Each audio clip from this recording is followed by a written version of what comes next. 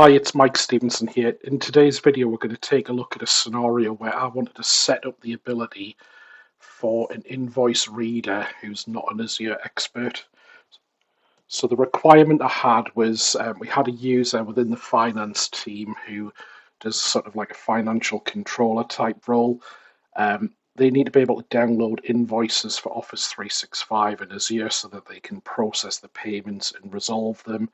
Um, what we can also do is we want to be careful about least privilege. So one of the concerns I had was how do I let them have access to the invoices, but then we don't want them to do things like purchase services or any more privileged roles like that. So we wanted that bill and reader set up. Now, what happened was I was a little bit confused here because in the Entra ID route, so we've got this bill and admin role here, which I've seen before many times. I think in my own tenant, I use that role to configure the things that I need. Now, the problem here is that in this role, when we look at the tasks that it does, there's kind of a lot of permissions this role has. Now, if we look at the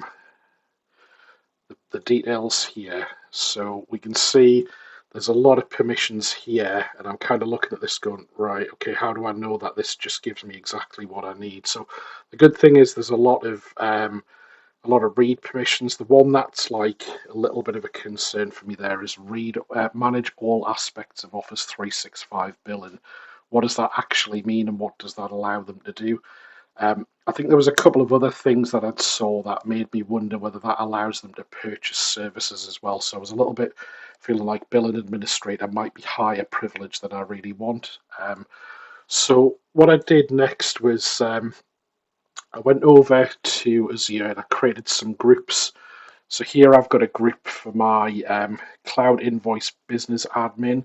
So this is a person who we're going to allow to get these invoices. And what I don't want to have to do is keep going and setting this up every time a new person in finance wants access to this. So I'm going to create a group. I can just add people to that group, and then they can, I can even probably let the team manager manage that group if he wants to add anybody else in the team to let them get the invoices, so they don't have to come to me every time.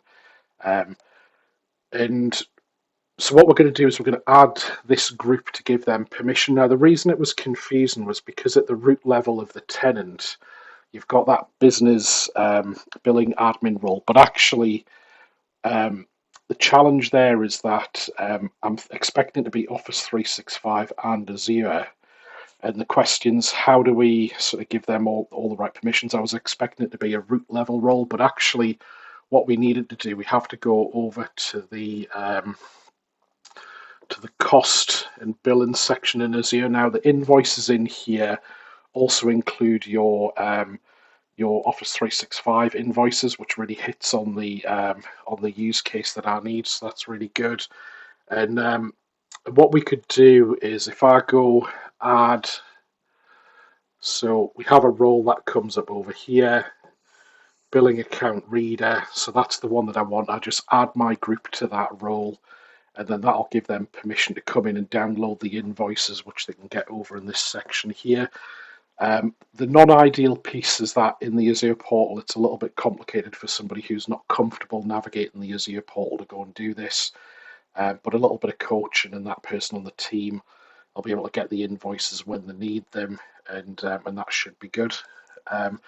Thank you for listening to today's video. I'm sure somebody else will get confused between the roles at the two different places in Azure.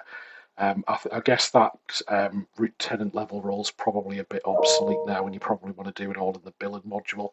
But we all know that RBAC permissions and roles can get really sort of convoluted and complicated. So hopefully this saves somebody some time. Thank you for listening and have a great week.